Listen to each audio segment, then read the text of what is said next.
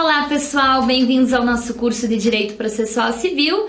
Nós estamos na parte especial do novo CPC, nós estamos falando do título 3 do livro 1 sobre os procedimentos especiais. Então, na nossa primeira aula de procedimentos especiais, nós vimos os 4 primeiros procedimentos: ação de consignação em pagamento, ação de exigir contas, ações possessórias e a ação de divisão e demarcação de terras. E hoje nós daremos continuidade aos procedimentos especiais previstos no Código de Processo Civil. Então, vamos falar da ação de dissolução parcial de sociedade. Esse procedimento especial é um procedimento especial novo, não existia no CPC de 73 qualquer previsão a esse tipo de procedimento, e ele vem inserido no CPC de 2015 dentro daquela ideia de que o Código de Processo Civil ele é um instrumento não só sob a tutela do direito material civil, mas também sob a tutela do direito material empresarial, do direito material administrativo, do direito material constitucional e assim por diante. Então, todas as áreas do direito se servem de uma forma subsidiária e supletiva do Código de Processo Civil.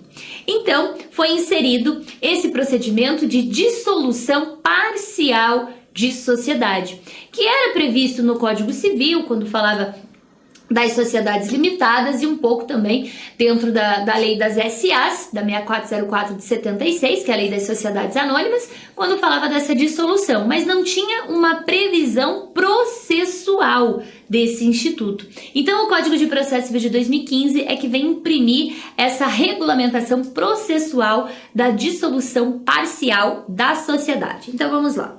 O artigo 599 determina que a ação de dissolução parcial de sociedade pode ter por objeto, inciso 1º, a resolução da sociedade empresária contratual ou simples em relação ao sócio falecido, excluído ou que exerceu o direito de retirada ou recesso. Então, a ação de dissolução parcial de sociedade, ela pode ser operada em relação àquele sócio que faleceu. Então, se não tiver uma previsão específica no contrato social da sociedade, como que se faz a distribuição, a apuração dos haveres desse sócio falecido, seus herdeiros, ingressam com a ação de dissolução parcial da sociedade para apurar os haveres e receber o quinhão que lhes compete. No caso de sócio excluído, aquele sócio que cometeu alguma irregularidade na administração da sociedade, aquele sócio remisso, sócio que não cumpriu com a integralização do capital social e por essa razão foi excluído, ou ainda aquele sócio que quer exercer o seu direito de retirada. Ele não foi nem mandado embora da sociedade e nem morreu, mas ele não quer mais participar da atividade em sociedade. Então ele vai exercer o seu direito de retirada, dissolução parcial da sociedade. Inciso 2º, a apuração também tem por objeto a apuração dos haveres do sócio falecido, excluído ou que exerceu o direito de retirada ou recesso. Então, além de operar a dissolução parcial dessa sociedade, eu vou, dentro dessa ação, apurar os haveres, tudo aquilo que foi aportado pelo sócio excluído, falecido ou aquele que exerce seu direito de regresso, para verificar qual é o quinhão que deverá ser repassado aos seus herdeiros, aos seus sucessores, ou até ele mesmo no caso de exclusão ou no caso de direito de retirada.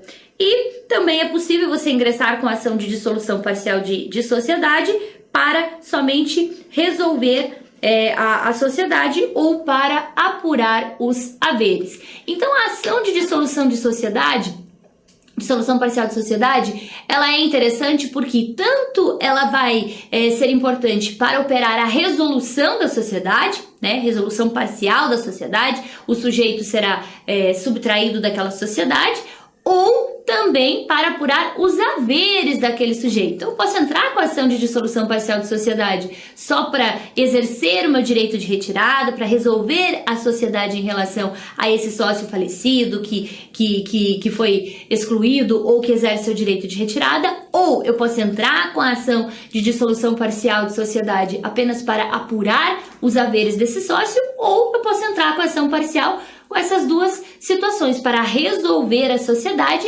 e, igualmente, apurar os haveres desse sócio. Então é isso, a nossa ação de dissolução parcial de sociedade. Próximo procedimento especial é o procedimento de inventário e partilha. O inventário e a partilha, que estão aqui no rol dos procedimentos especiais, nós temos uma série de coisinhas para comentar aqui sobre o inventário e a partilha. Então vamos acompanhar aqui o artigo 610 do CPC. Havendo testamento ou interessado incapaz, proceder-se-á ao inventário judicial. Por que o artigo 670 já inicia, né, o início do procedimento especial de inventário e partilha já começa aqui determinando que se eu tenho testamento ou se eu tenho herdeiro incapaz, o procedimento de inventário tem que ser judicial. Porque nós temos duas formas de fazer um inventário e uma partilha. Nós temos o inventário ou partilha judicial, que é esse regulamentado pelo Código de Processo Civil, e nós temos também o inventário e partilha extrajudicial, que é regulamentado por uma lei específica de 2007. Então, o inventário judicial é quando? Só quando eu tenho testamento ou só quando eu tenho herdeiro incapaz? Não. Pelo princípio da inafastabilidade da jurisdição, pelo princípio do acesso à justiça, uma série de princípios que nós comentamos lá na parte geral, você vai fazer o inventário judicial sempre que você quiser. Ah, mas eu não tenho testamento. Beleza, não tem testamento, você pode ir pela via extrajudicial. Mas se você não quiser, pode fazer inventário judicial. Então, o inventário judicial é meio que o genérico. Sempre que a parte, mesmo podendo fazer o seu inventário extrajudicial, se ela quiser fazer inventário judicial, ela pode? Claro que sim. Então, não existe uma exclusão. Tais e tais hipóteses são inventário extrajudicial e tais hipóteses são inventário judicial. Não existe isso. O que existe é, se você preencher alguns requisitos que nós já vamos ver, você pode optar pelo inventário extrajudicial. Mas mesmo preenchendo esses requisitos, se você quiser ir pela via judicial, sem problema nenhum. Então, quais são esses requisitos? Bom, se você não tiver testamento, se você tiver todos os herdeiros desse inventário maiores e capazes, e não tiver discussão em relação a eles, não estão brigando sobre o patrimônio do falecido, etc. Então, não posso ter testamento, tenho que ter todos os herdeiros maiores e capazes e tenho que ter concordância em relação à distribuição patrimonial. Preenchi esses 3 requisitos, eu posso fazer um inventário extrajudicial. Como é que funciona esse inventário extrajudicial? O inventário extrajudicial é aquele inventário feito no cartório extrajudicial. Então, você vai apresentar no cartório a certidão de óbito do falecido, você vai apresentar no cartório toda a certidão de nascimento, casamento, RG, CPF, comprovante de endereço de todos os herdeiros desse falecido, os herdeiros ali arrolados na certidão de óbito, e lembrando que se esses herdeiros forem casados ou tiverem uma união estável, por qualquer regime que não seja o da separação de bens, o cônjuge ou companheiro também tem que apresentar a documentação, RG, CPF, comprovante de endereço. Apresento todos esses documentos, apresento certidões negativas federais, municipais, estaduais. O cartório vai abrir um processo administrativo de inventário. Então, será feita uma minuta de inventário, precisa de um advogado para lavrar essa minuta, passar para o cartório. Aí o cartório vai transcrever essa minuta, indicando o falecido, indicando os herdeiros com todas as suas qualificações, indicando os bens e indicando a distribuição desses bens, o que vai ficar para quem. Aí o que acontece? A partir dessa minuta, dessa minuta de inventário extrajudicial, é lavrada uma escritura pública, deve ser pago o imposto de transmissão, o ITCMD, paga-se o ITCMD perante a Fazenda Estadual. com o comprovante do pagamento do ITCMD, junta isso na escritura pública e você tem a sua escritura pública de inventário e partilha.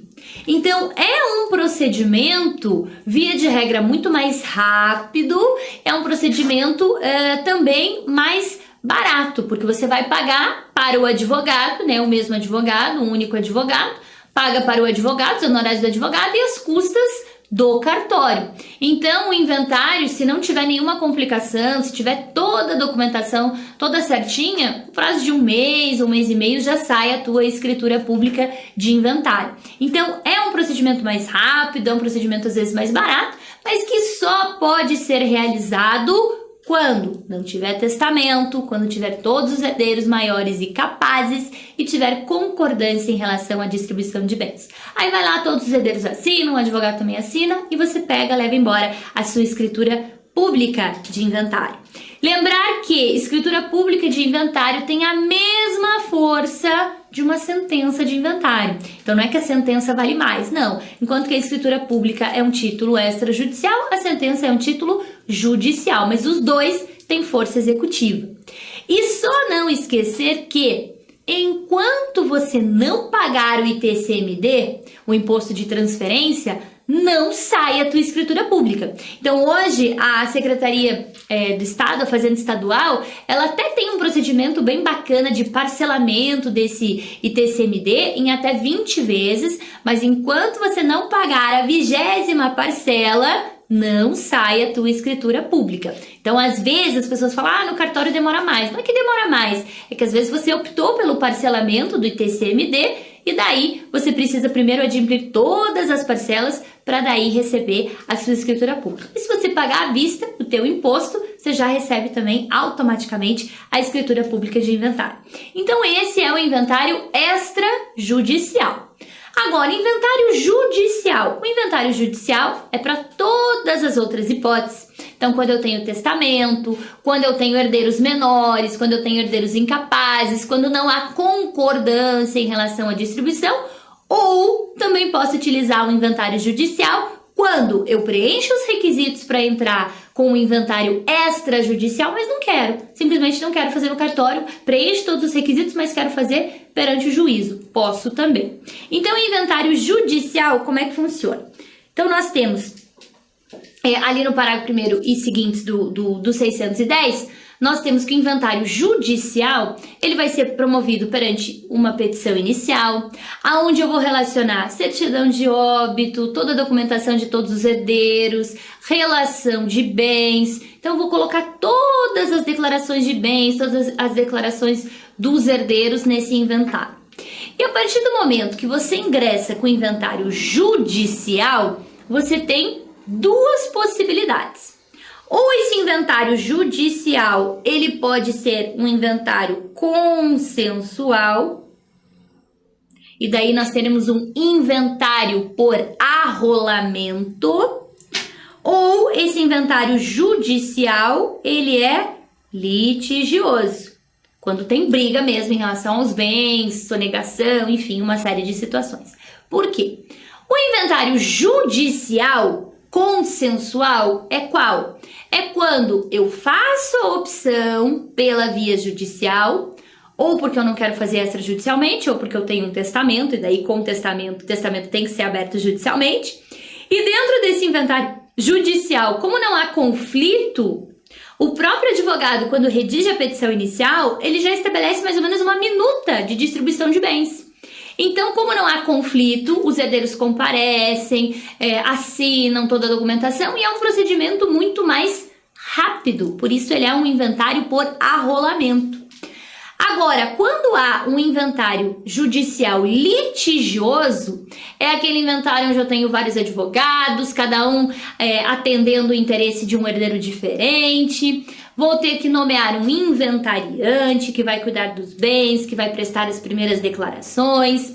Depois vão ser arrolados todo o patrimônio, todos os herdeiros. E o juiz é que eventualmente vai ter que fazer prova, vai ter que fazer perícia, ir atrás de documentação, para justamente estabelecer a repartição dos bens. Então é um inventário muito mais demorado, muito mais complicado, em razão aqui dessa litigiosidade.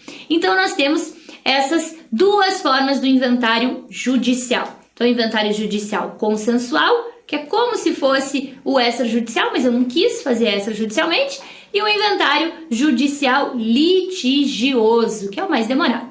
E o inventário extrajudicial, aquele quando não há testamento, todos os herdeiros são maiores e capazes, e há concordância em relação à distribuição dos bens. E nós temos ainda um outro tipo de inventário que não é mencionado no CPC, mas também é bastante utilizado na prática, que é o inventário negativo. O inventário negativo, ele é utilizado quando? Quando o sujeito falece e não deixa bens. Ah, professor, mas por que eu vou fazer um inventário se o sujeito não deixou bens? Primeiro, porque você tem um prazo para requerer esse inventário, né? E esse prazo de requerimento de inventário de 2 meses, que é o prazo a partir do óbito até o ingresso do inventário. Se você não ingressar com esse inventário nesse prazo, pode ser que o Estado aplique uma multa, né? Está passível de multa. Então, para elidir a multa e principalmente para prevenir qualquer responsabilidade.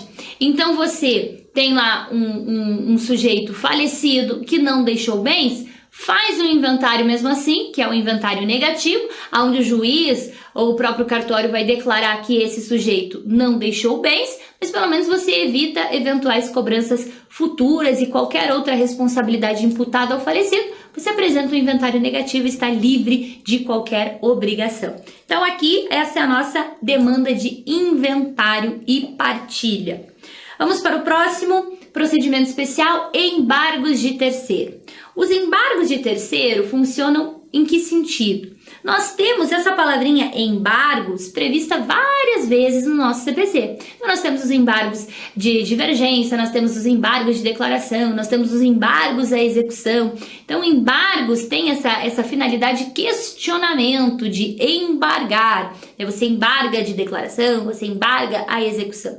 E os embargos de terceiro é o quê? É quando um terceiro, aquele que não é parte, questiona algum procedimento. Então, vamos identificar qual é esse procedimento. Artigo 674 do CPC. Quem, não sendo parte no processo, então ele não é autor, ele não é réu, ele não é litisconsórcio, ele não é ninguém, sofrer constrição ou ameaça de constrição sobre bens que possua ou sobre os quais tenha direito incompatível com o ato constritivo. O que é isso? Aquele que não é parte no processo, ele é um terceiro e sofre uma constrição judicial ou uma ameaça de constrição judicial, uma penhora, um arresto, um sequestro, uma busca e apreensão, uma emissão na posse, poderá requerer seu desfazimento ou a sua inibição por meio de embargos de terceiro. Então é aquela típica situação onde nós temos uma compra e venda de um veículo e o novo comprador esquece de fazer a transferência do registro no Detran. Então ele compra, ele paga o preço, tudo certinho e se transforma em possuidor do carro, mas o carro continua no nome do antigo proprietário. Aí esse antigo proprietário, por qualquer razão da vida, sofre um processo de execução, é devedor numa execução, e o seu credor vai fazer o quê? Vai procurar os bens desse devedor. Ele manda um ofício lá pro Detran, por meio do sistema Renajude, convênio que a gente tem, que o Poder Judiciário tem com o Detran, manda esse convênio, manda esse Renajude e caracteriza lá. Tem um carro assim, assim, assado. O que o oficial de justiça vai fazer? Vai atrás do carro. Quando ele vai atrás do carro e penhora esse carro, ele não está penhorando um bem do devedor. O devedor já transferiu esse carro, já passou para frente. Não foi feita a transferência formal, mas ele recebeu o preço, ele já vendeu o carro, está na posse de um terceiro. E quando esse terceiro visualiza que o seu carro tem uma penhora, o que ele faz? Como é que ele questiona esse processo de execução para liberar essa penhora? Ele é parte no processo? Não é. Então ele vai ter que entrar por meio de embargos de terceiro, uma ação própria, que vai acrescentar incidentalmente aí na nossa execução, e vai falar, olha juiz, E muito embora o meu carro esteja no nome do devedor dessa execução, no dia tal nós fizemos uma compra e venda, eu paguei o preço, tá aqui o comprovante, foi feita a tradição do carro, eu estou com o carro até então, apenas esqueci de fazer o registro no Detran. E daí, logicamente, o juiz acaba liberando esse bem da penhora por meio dos embargos de terceiro. Os embargos de terceiro também são utilizados para resguardar o direito da meação num regime de casamento ou no regime da união estável. Quando é penhorado algum bem móvel, algum bem imóvel e o cônjuge devedor ele é casado em qualquer regime que não seja a separação de bens, o cônjuge que não é o arrolado no processo, ele tem o direito ao resguardo da sua meação, dos seus 50%. Como ele não é parte na execução, ele pode se valer dos embargos de terceiro para resguardar a meação do seu bem. Então, para isso, servem os embargos de terceiro. Olha ali no parágrafo 1º, os embargos podem ser de terceiro ou proprietário, inclusive fiduciário, ou possuidor, que é inclusive uma novidade aqui do CPC de 2015. Tanto aquele que é proprietário do bem, como aquele que é possuidor do bem, não sendo parte no processo sobre o qual foi feita essa constrição judicial, pode entrar com embargos de terceiro para liberar a constrição do seu bem. Então aí nós temos a figura dos embargos de terceiro. Vamos continuar aqui, a ação de oposição. A oposição, ela era tratada no CPC de 73 como um procedimento não, ela era tratada no CPC de 73 como uma modalidade de intervenção de terceiros. Nós já falamos das intervenções de terceiros, assistência, chamamento ao processo, denunciação da lide, o amicus curiae, o incidente de desconsideração da personalidade jurídica, já falamos lá na parte geral do nosso CPC. Mas essa oposição, no CPC de 73, ela era mais uma forma de intervenção de terceiros. Como é que ela funciona? A oposição é quando a gente tem uma situação de reivindicação. Então, estou demandando, uma pessoa em relação a algum objeto, um carro, eu digo que o carro é meu, o réu diz que o carro é dele. Então, eu promovo essa demanda e o juiz vai ter que decidir se o carro é meu ou se é dele.